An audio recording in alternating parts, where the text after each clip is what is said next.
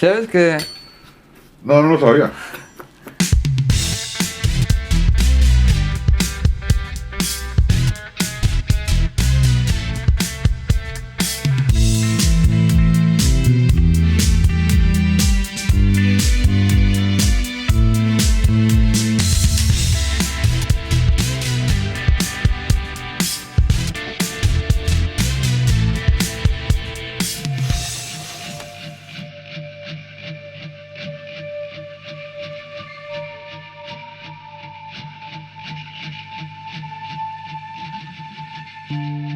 los griegos y la Edad Media eran bastante parecidos?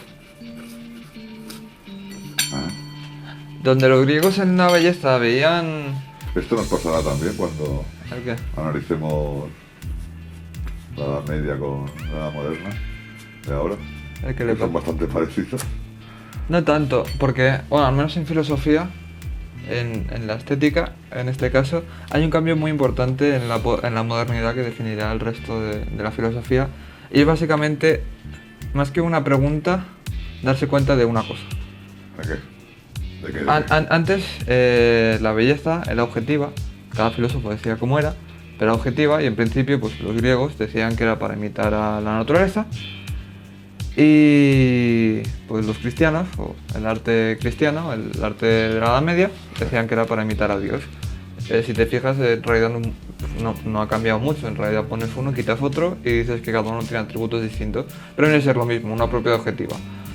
Entonces, si te fijas, esto no tiene mucho que ver con la idea que tenemos hoy de artista, que es como un creador, que tiene libertad. El artista en ese entonces era como la iglesia que dice que las obras tienen que ser así, así, así, así, así. Pues las haces así, así, así, así. Y como hagas otra cosa, fuera.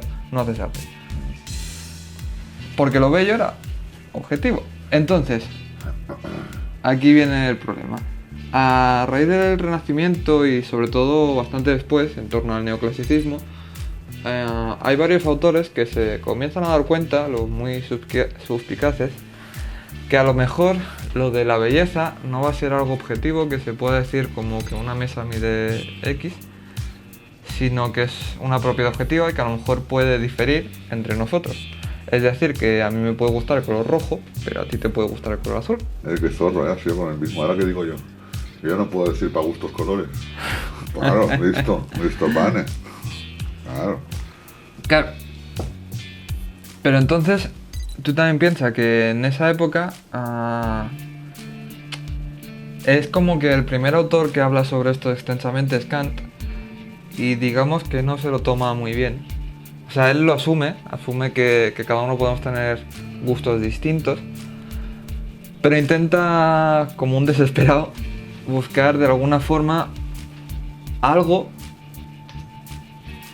No sabe muy bien qué y tampoco lo deja muy claro, que junte y como asumir que podemos tener opiniones distintas, pero que aún así la belleza sigue pudiendo ser objetiva.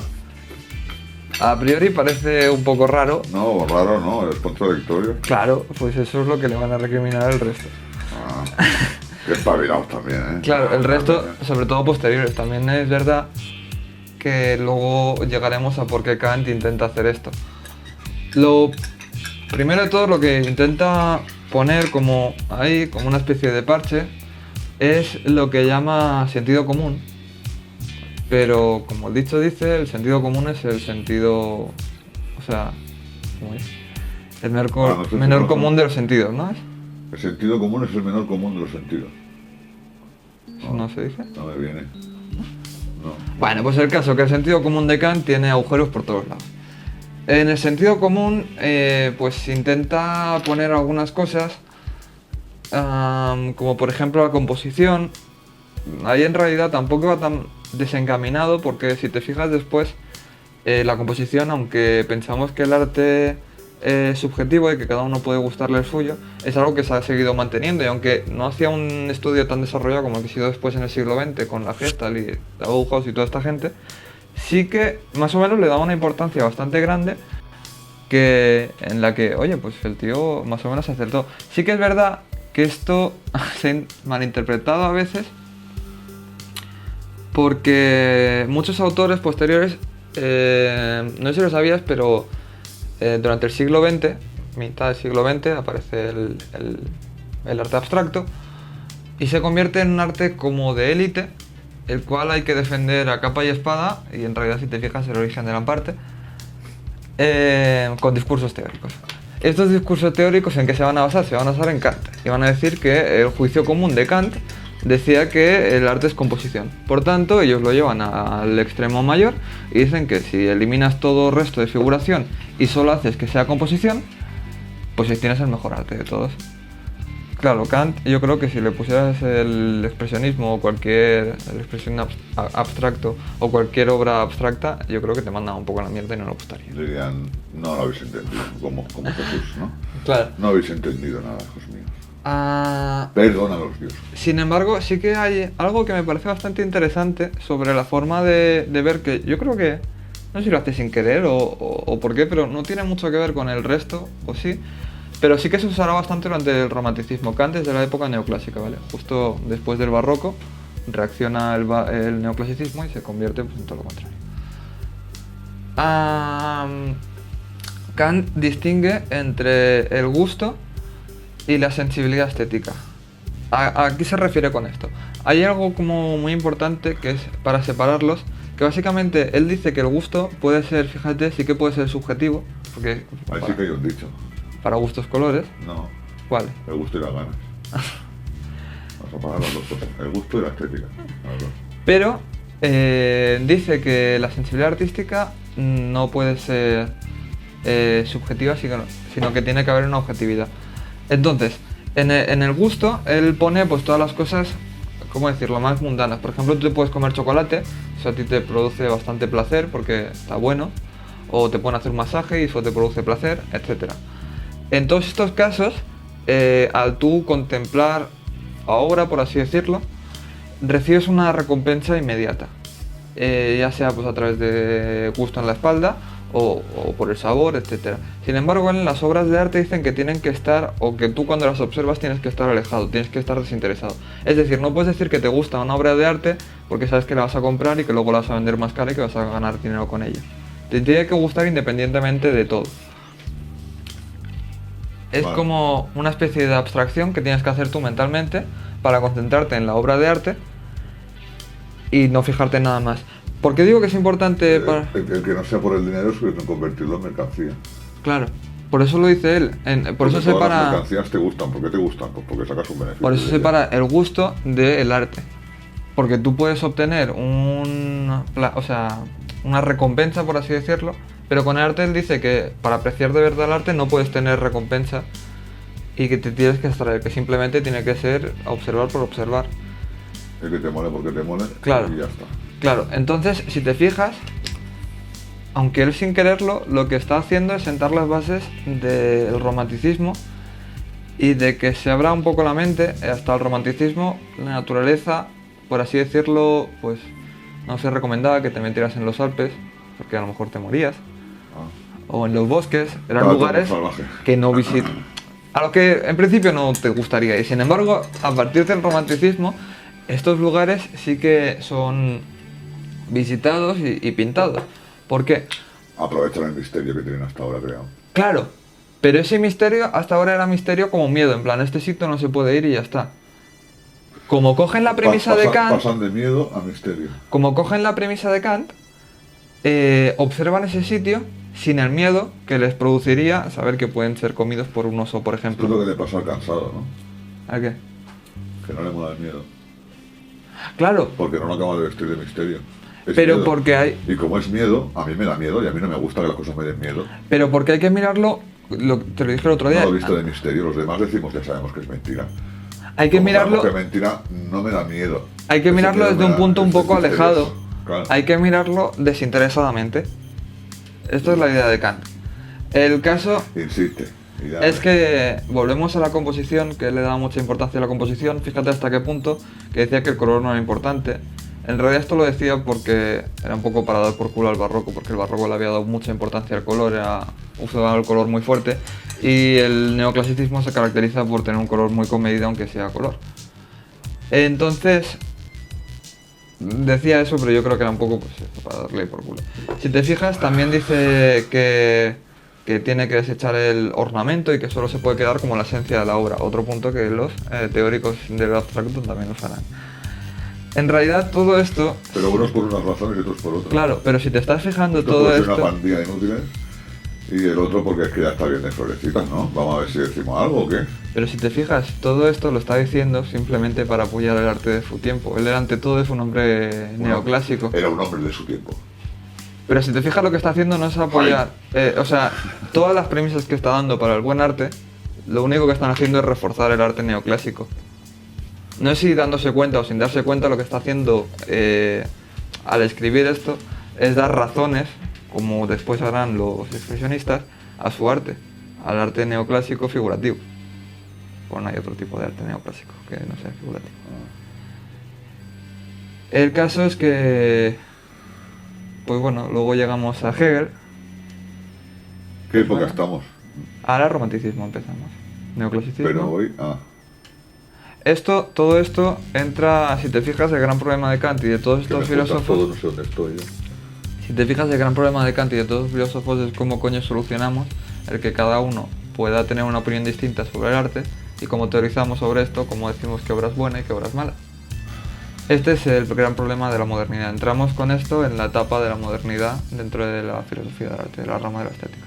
O sea, todo el rollo este para explicar en la parte.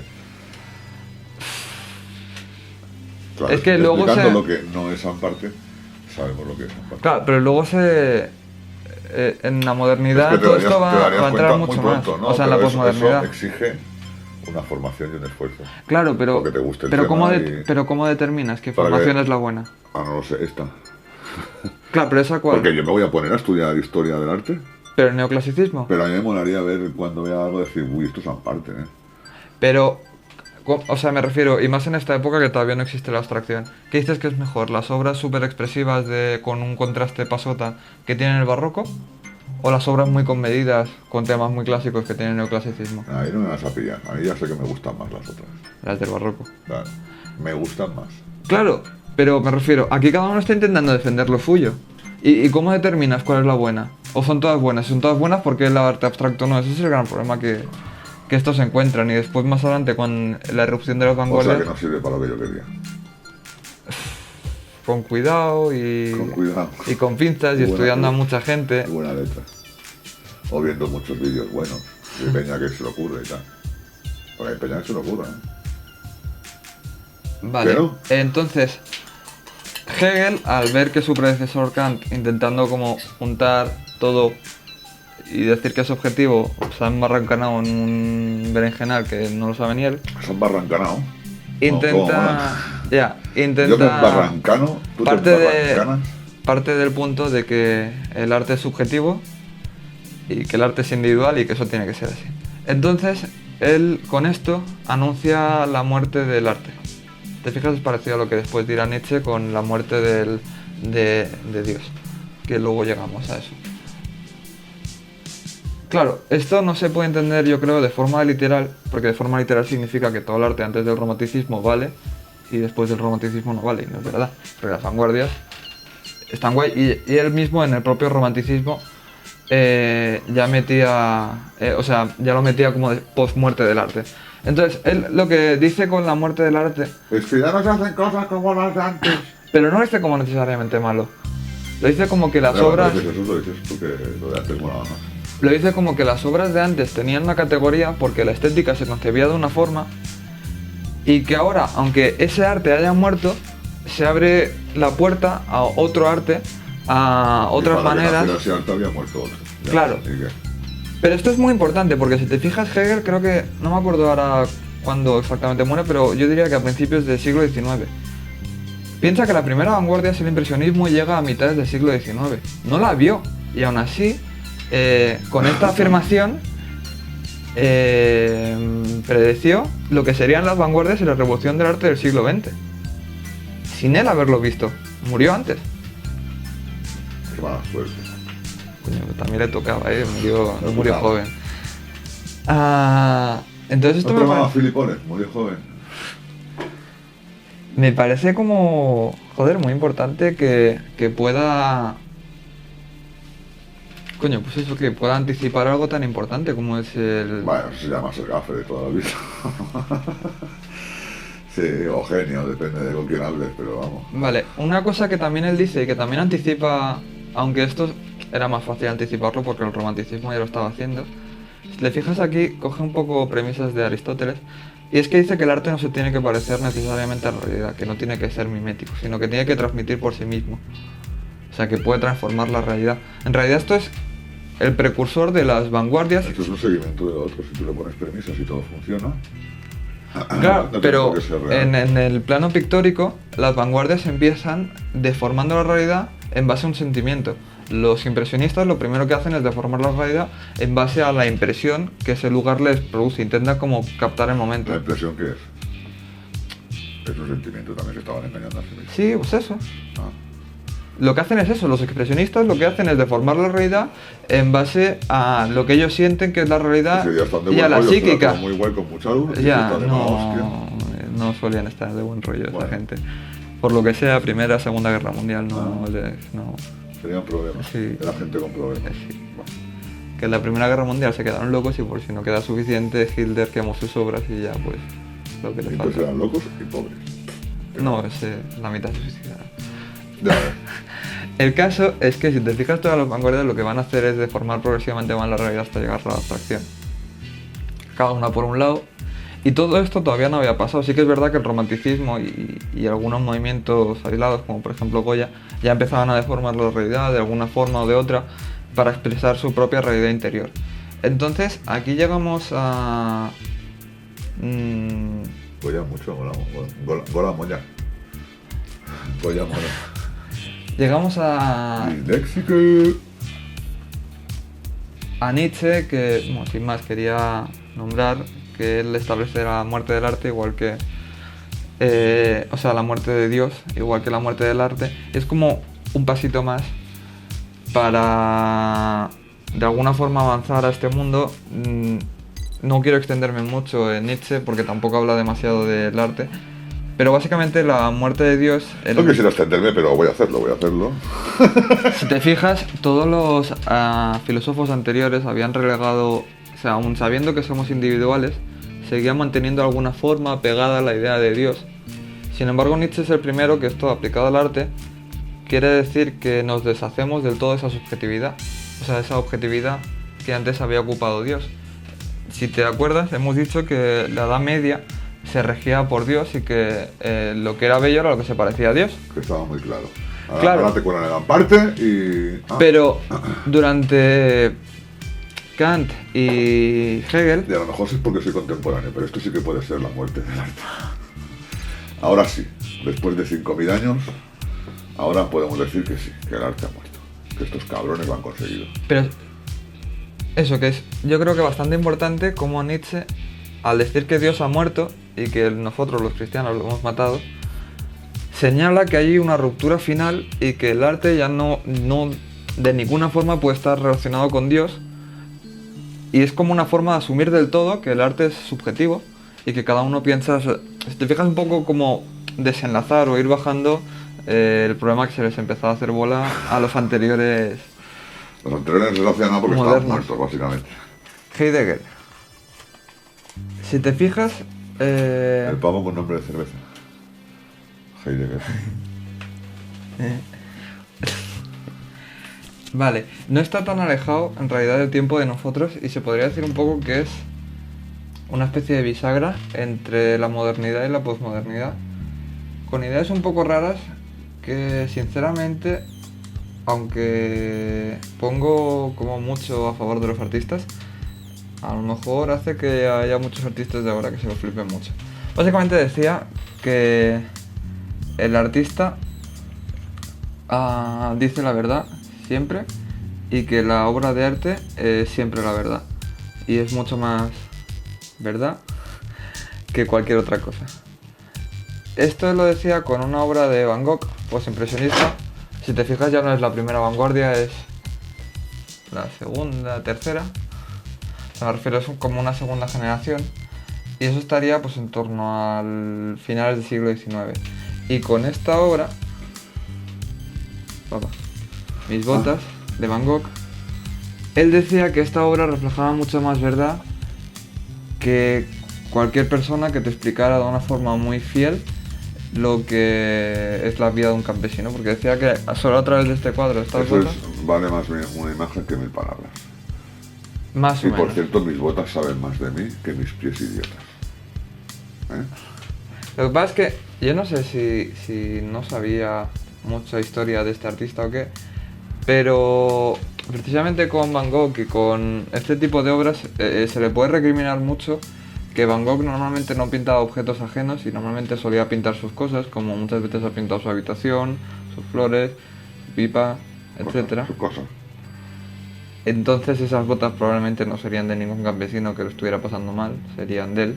Y en todo caso tendría que haber dicho Heidegger que reflejaban cómo vivía Van Gogh, no cómo vivía el campesino.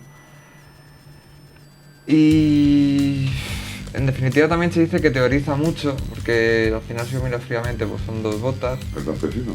No, Heidegger. Y el campesino también son las botas enteradas. Porque no es importante. Entonces, bueno, pues ahí está Heidegger, que teoriza mucho, pero poco dice. Ah, O sea, me refiero, sí, le otorgas toda la verdad al artista, pero si tampoco me lo pones con un discurso que sea relativamente sólido y lo haces todo en base a esta obra, porque supongo que a él le fliparía, pues yo qué sé. yo supongo que al artista muchas veces le gusta más la luz. Y no se plantea lo que está haciendo. O el encuadre, o la textura, o algo. Y luego el que lo ve eso tiene que flipar, pero tenía que ser consciente de que Pero- lo está flipando. Claro, Que es lo que está interpretando, igual que con la música, igual que con todo. es que en principio todo esto viene a colación de Pero como... que el arte es eso. Claro, pero por ejemplo Hegel ya decía que el artista no tiene que pintar la realidad objetiva, sino que tiene que representar una realidad interior, tiene que transformarla a través de sus sentimientos para expresar como su visión de realidad. En realidad es una continuación llevada un poco más al extremo de esa posición, pero no sé yo si muy acertada. ¿Tú qué opinas de Heidegger? Pues si no sabes tú. Yo que no me gusta la cerveza.